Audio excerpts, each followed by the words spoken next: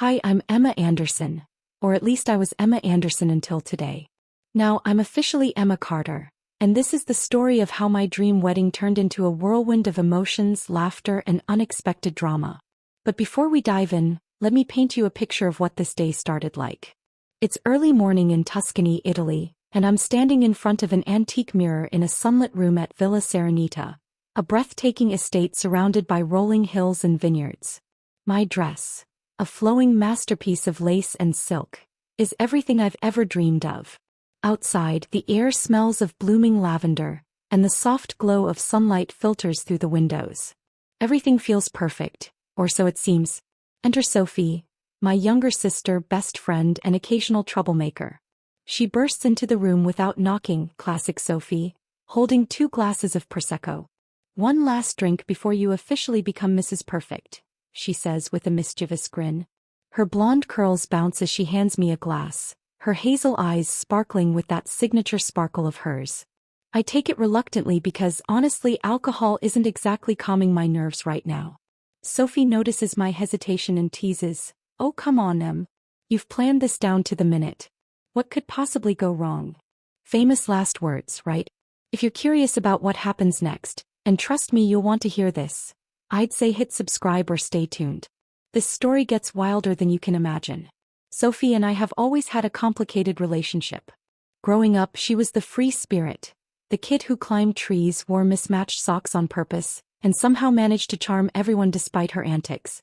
Meanwhile, I was the planner, the rule follower, the one teachers called responsible. Our dynamic hasn't changed much over the years. Sure, we love each other fiercely, but there are moments when I wonder if she enjoys pushing my buttons just to see how far they'll stretch. Take for example that time in middle school when I was giving a presentation on the solar system, and Sophie decided it would be hilarious to sneak onto the stage mid-sentence and start spinning around like a planet. The whole class erupted in laughter and I stood there frozen, mortified. When Mom scolded her afterward, Sophie simply shrugged and said, "Relax, Em. It made your speech memorable." And weirdly enough it did.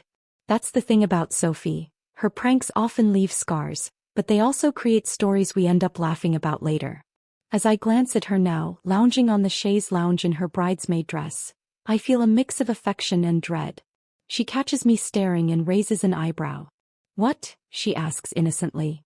"You know I'm not going to cry during your vows, don't you? Crying's not really my style." Then after a beat she adds, "But I might do something else. Something fun." Fun for Sophie usually means chaos for me. Still, I force a smile and remind myself that today is supposed to be joyful. After all, Liam will be waiting for me at the altar soon and nothing, not even Sophie, can ruin that. The villa buzzes with activity as guests begin arriving. Friends from college, co-workers from my marketing job in New York, and relatives from both sides mingle under string lights strung across the courtyard. Everyone looks happy, dressed in their finest summer attire, sipping Aperol spritzes while chatting animatedly. It's surreal seeing so many people gathered here just for us. Every detail, from the floral arrangements to the handwritten place cards, has been carefully curated by yours truly. Fine, maybe I went a little overboard planning things. But isn't that what every bride does? I spot Liam across the lawn talking to his brother Jake. He's wearing a navy suit that fits him perfectly, and his dark hair is styled just the way I like it. Even from a distance, he exudes calm confidence. As if sensing my gaze, he turns and flashes me that crooked grin I fell in love with. For a moment, all my worries melt away. Then Sophie appears beside me again, looping her arm through mine. "So," she whispers conspiratorially, "you ready for my big moment tonight?" Big moment? My stomach drops. She leans closer, lowering her voice. "Let's just say I've got some juicy stories saved up for your speech. Don't worry, it'll be funny." Funny to her, maybe. To me, probably humiliating.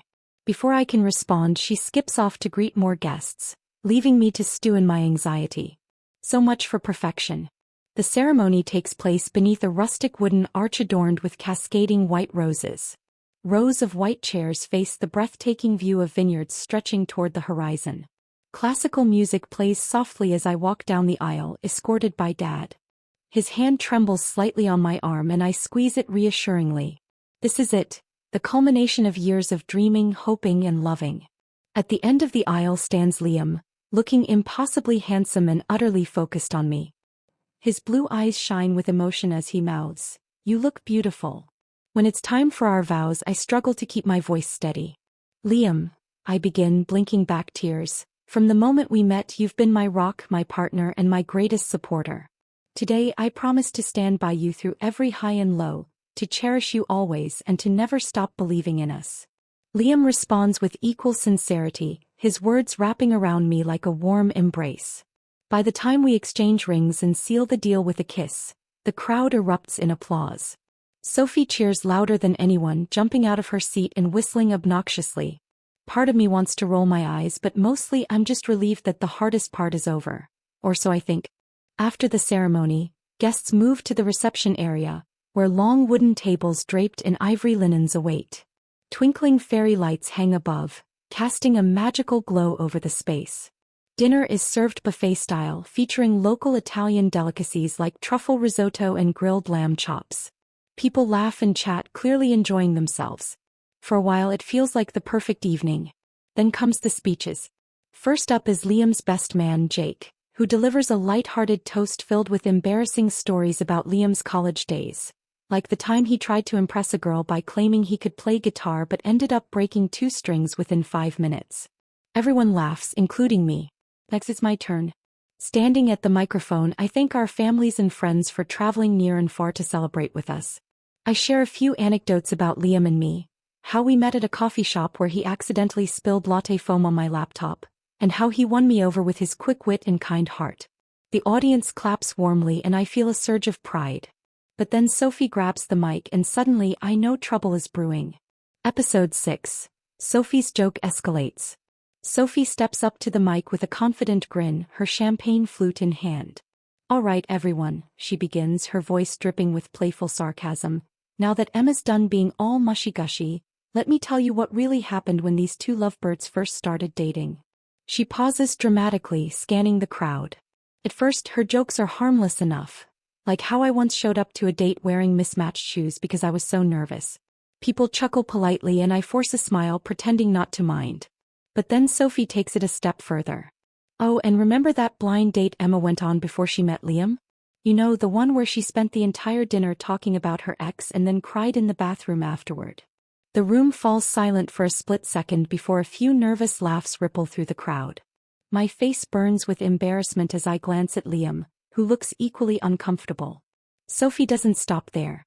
"And let's not forget how controlling Em can be," she continues, her tone shifting from teasing to something sharper. "Poor Liam had to convince her to even let him pick the movie on their 3rd date." By now, the laughter has faded, replaced by an awkward tension. I feel my stomach twist into knots as Sophie presses on, seemingly oblivious to the discomfort she's causing. This isn't just a joke anymore. It's a full-blown spectacle. The room feels suffocating as Sophie wraps up her speech with yet another dig. "So here's to Emma and Liam," she says, raising her glass. "May they survive all of Emma's spreadsheets and color-coded schedules." A few people chuckle nervously, but most simply stare at their plates, avoiding eye contact. I stand frozen, gripping the edge of the table, trying to process what just happened. Did my own sister really just humiliate me in front of everyone I care about? Liam senses my distress and quickly steps forward, taking the mic from Sophie. "Thank you, Sophie," he says smoothly, his voice calm but firm. "That was certainly entertaining." He flashes a tight-lipped smile before turning to address the crowd. "Now, if you'll excuse us, I think it's time for dessert." His words cue the catering staff to start serving tiramisu, effectively distracting everyone from the awkwardness. But the damage has been done. As the attention shifts away from me, I excuse myself and slip out onto the villa's terrace, desperate for fresh air. Tears prick at the corners of my eyes and I fight to hold them back. How could Sophie do this to me? On my wedding day, no less? A few moments later, Liam joins me outside. He doesn't say anything at first, just stands beside me and watches the sun dip below the hills, painting the sky in shades of orange and pink. Finally he speaks, his voice gentle. "Hey, are you okay?" I shake my head, blinking back tears. "No, I'm not okay.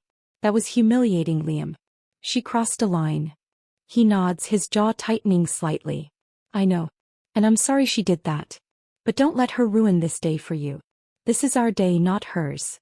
His words help steady me, but I can't shake the hurt bubbling inside. What am I supposed to do now? Confront her? Pretend it didn't happen? Liam places a reassuring hand on my shoulder. You don't have to decide right now. Just take a deep breath and focus on us. We'll figure it out together. His calm demeanor soothes me and I manage a small smile. Thank you, I whisper. I don't know what I'd do without you. He grins, leaning down to kiss my forehead. Let's hope you never have to find out. Later that evening, after most of the guests have moved to the dance floor, I corner Sophie in the villa's library. The room is dimly lit, shelves lined with leather-bound books creating an intimate atmosphere. She's rearranging some flower arrangements on a side table, humming softly to herself, clearly unaware of the storm brewing behind me. Sophie, I say sharply, shutting the door behind me. She turns, startled, her hands still clutching a vase of roses. We need to talk. Her expression shifts from surprise to defensiveness. About what? You know exactly what, I snap, my voice trembling with emotion.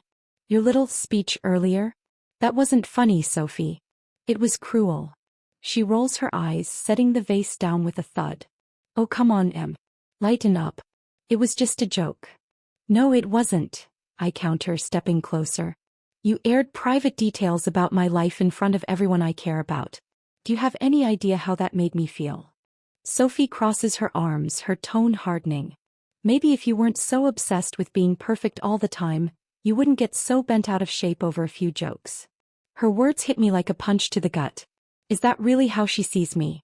As someone who's too rigid, too controlling? Before I can respond, she storms past me and out of the room, leaving me alone with my thoughts, and a growing sense of doubt. Back in the main hall, the party carries on as if nothing happened. Some guests approach me to offer kind words, assuring me that Sophie's jokes were just playful banter. Others avoid eye contact altogether, clearly uncomfortable with the tension that lingers in the air. One of my cousins pulls me aside and whispers, "Honestly, Emma, Sophie's always been a bit much. Don't let her ruin your night." Meanwhile, Liam remains by my side, fielding questions from curious guests and deflecting any attempts to bring up Sophie's antics. He handles everything with such grace and poise that I can't help but admire him even more. Still, I can't shake the nagging feeling that Sophie's words might hold some truth. Am I really as controlling as she claims?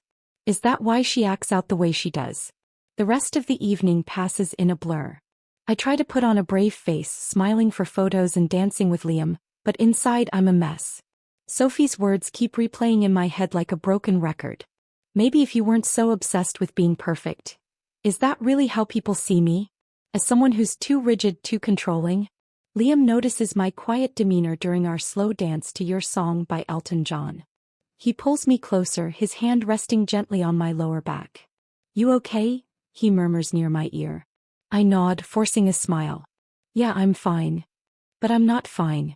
For the first time, I start questioning whether my need for control has been holding me back. Not just in this wedding but in life. Did I micromanage every detail because I wanted everything to be perfect for us, or was it because I'm scared of losing control? The thought terrifies me. Later that night, as dessert winds down and guests begin mingling again, Sophie corners me near the bar. She's holding another glass of Prosecco, her cheeks flushed from drinking. Hey Em, she says, slurring slightly. I hope you're not still mad about earlier. It was all in good fun, you know? I stare at her, incredulous. Good fun. You humiliated me in front of everyone we care about, Sophie. That wasn't fun. It was mean. She waves a dismissive hand. Oh, stop being so dramatic. Everyone loves a good laugh. Besides, maybe if you weren't so uptight all the time, people wouldn't feel the need to lighten you up. Her words cut deeper than I expected. I take a step back, trying to steady my breathing. Do you even realize how selfish you're being? This is my day, not yours. And instead of supporting me, you made it about yourself. Sophie narrows her eyes, her tone turning icy. Oh please. Like you'd ever let anyone else take center stage. You've always had to be the star of the show, haven't you? For a moment I'm speechless. How did things escalate so quickly? Before I can respond, Liam appears beside me, his presence calming yet commanding. That's enough, Sophie, he says firmly. This isn't the time or place for this. Sophie scoffs, rolling her eyes. Whatever. Fine, I'll leave. With that, she storms off, leaving behind an awkward silence. After Sophie disappears into the crowd, Liam excuses himself, saying he needs to check on something. I assume he's just stepping away to give me space, but later I find out what really happened. Unbeknownst to me, Liam tracks Sophie down near the villa's fountain. Her arms are crossed and she looks annoyed when she sees him approaching. What do you want? She snaps. I want to talk about what just happened, Liam says calmly, though there's a steely edge to his voice.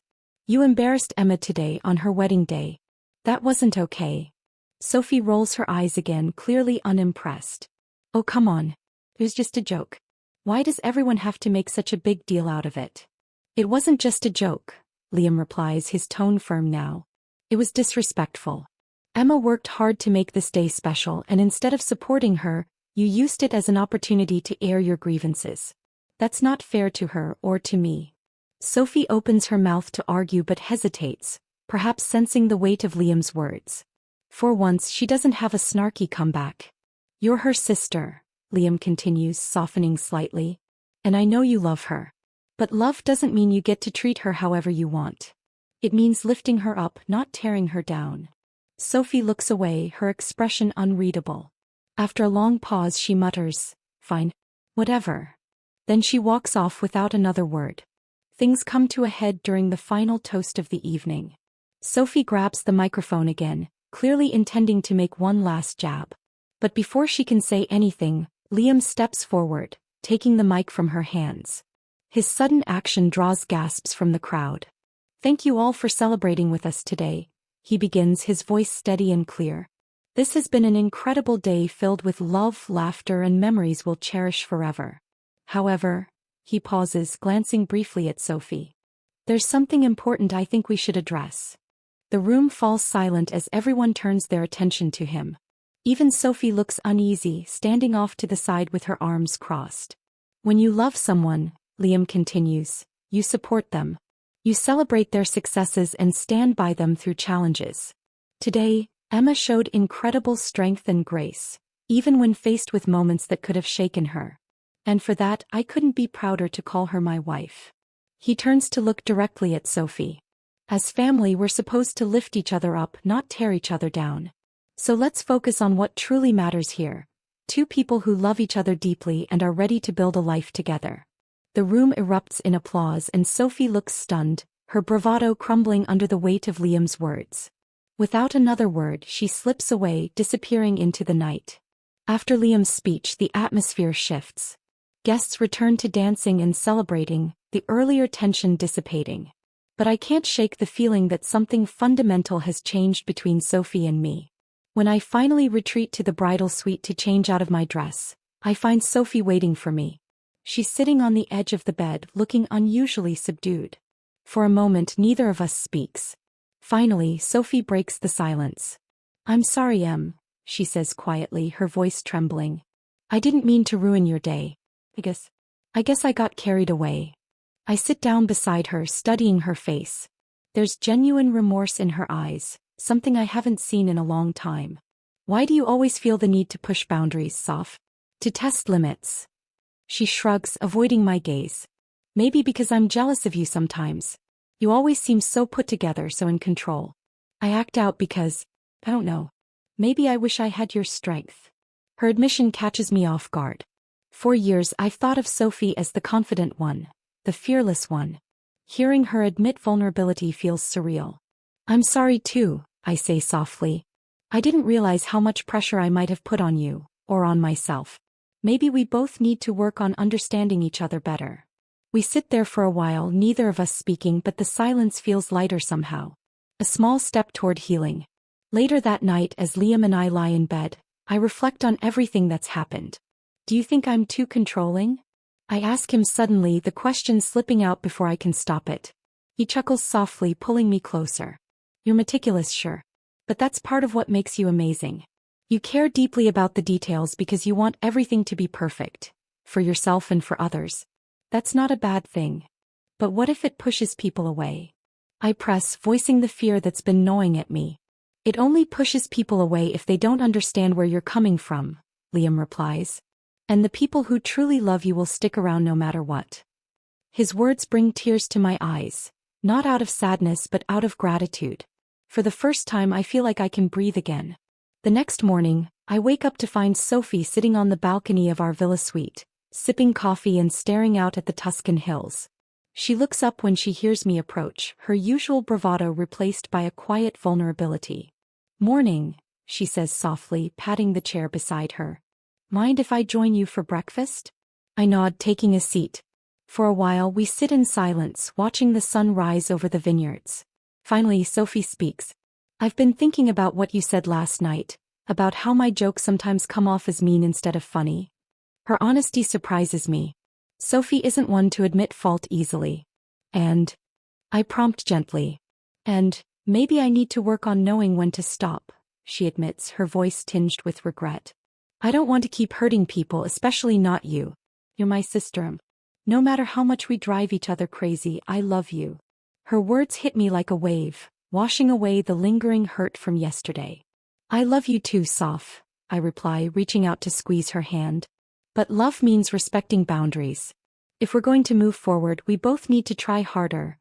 Me to be less controlling and you to think before you speak." She nods solemnly. "Deal." For the first time in years, it feels like we're truly on the same page. It's a fragile piece, but it's a start. Over the next few days, Sophie and I spend more time together, reconnecting in ways we haven't in years. We explore the villa grounds, share stories about growing up, and even laugh about some of her past pranks, including the infamous planet-spinning incident during my middle school presentation. One afternoon, while lounging by the pool, I ask her why she felt the need to act out so much during the wedding. Her answer catches me off guard. "I guess I was scared," she admits, tracing patterns on the edge of her towel. "Scared that once you got married things would change between us. That you'd focus more on Liam and less on me." Her confession breaks my heart.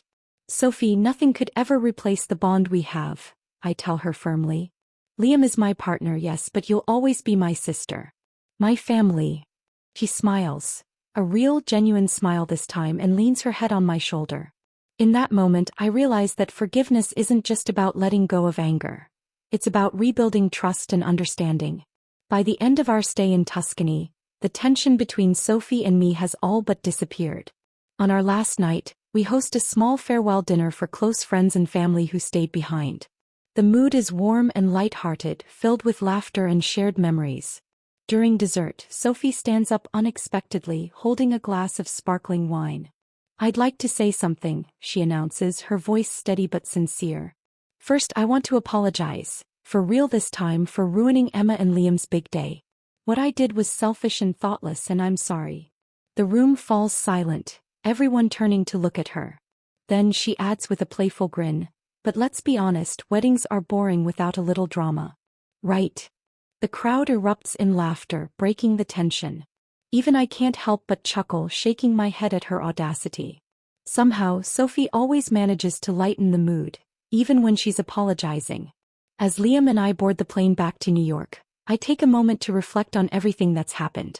This trip wasn't just about celebrating our marriage. It was about growth. About learning to navigate challenges, set boundaries, and forgive those we love most. I jot down some thoughts in my journal. Sometimes life throws curveballs when you least expect them. But those moments, messy, painful, imperfect, are often the ones that teach us the most about ourselves and the people around us. Closing the journal, I glance over at Liam, who's already fast asleep in his seat. Despite everything, I feel closer to him than ever. Together, we've faced our first major hurdle as a married couple, and come out stronger on the other side. Back home, life settles into a comfortable rhythm. Liam and I adjust to our new roles as husband and wife, finding joy in the little things. Cooking dinner together, binge-watching Netflix shows, and planning weekend getaways. Our relationship feels solid, built on a foundation of trust and open communication. Meanwhile, Sophie surprises me by making an effort to stay in touch. She calls regularly to check in, sends funny memes via text, and even offers to babysit our future kids, though that's still years away. It's clear she's trying to mend our relationship, and it's working.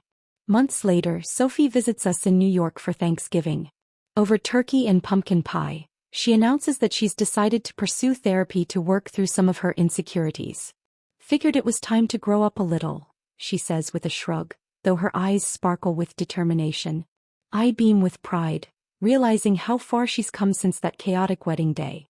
Later, as we sit together on the couch flipping through old photo albums, I feel a deep sense of gratitude, for Liam, for Sophie, and for the messy, beautiful journey that brought us here. Fast forward a year and Liam and I are celebrating our first anniversary. We return to Villa Serenita, reliving the magic of our wedding day, but this time without any drama. The villa feels different now, warmer somehow, as if it knows we've grown since our last visit. We toast to the past year, reflecting on the highs and lows that have shaped us as a couple. Here's to many more adventures, Liam says, clinking his glass against mine. And to second chances, I add, thinking of Sophie. Later that evening, Sophie joins us for dinner. She's changed in subtle ways, more grounded, more empathetic, but still unmistakably herself. As we reminisce about the wedding, she cracks a joke about her infamous speech, and this time we all laugh together. It's a reminder that forgiveness doesn't erase the past, it transforms it. What once caused pain now serves as a testament to how far we've come. As the sun sets over the Tuscan hills, casting golden light across the villa, I realize something important. Perfection isn't about avoiding mistakes or conflicts. It's about embracing imperfection, the messy, unpredictable human parts of life, and finding beauty in them. Looking at Liam beside me, his hand intertwined with mine, I know we've created something truly special. Something imperfect yet perfect in its own way. And as Sophie raises her glass for one final toast, I smile, feeling grateful for the chaos, the lessons, and the love that brought us here. To family, she says simply. To family, we echo, raising our glasses in unison.